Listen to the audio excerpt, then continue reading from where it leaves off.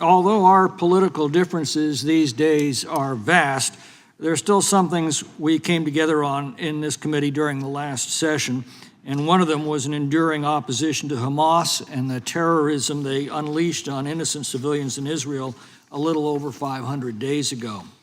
Just last week, the barbaric inhumanity of Hamas was revealed again in the macabre and infuriating spectacle of returning the bodies of the Bibas family.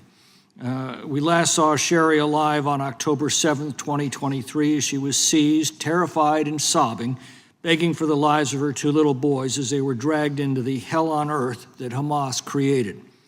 Last week, their murdered bodies were returned as trophies, and later we learned in a final act of cruelty that Sherry's body had been substituted for another. We all came together on this committee last year and said that such monsters as these should never be admitted into our country, never given safe haven on our soil, and never tolerated when we find them.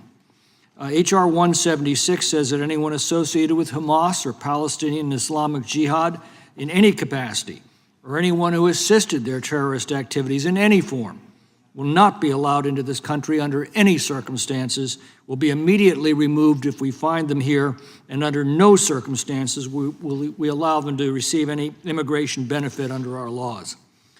For reasons I find inexplicable, the Senate couldn't be bothered to take up this bill in its last session.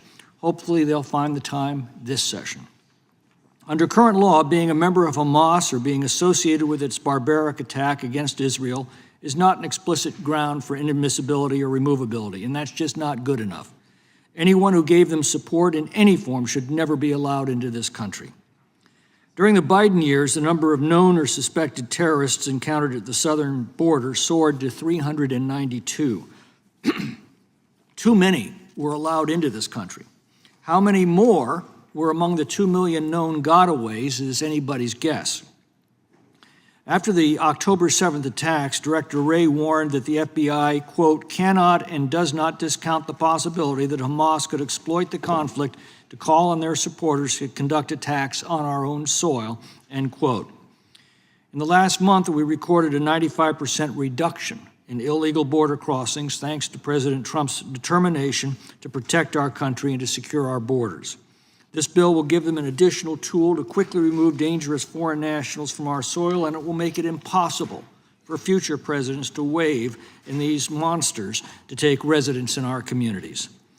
This bill sends an important message around the world. If you've associated with Hamas, you will get no comfort or quarter here.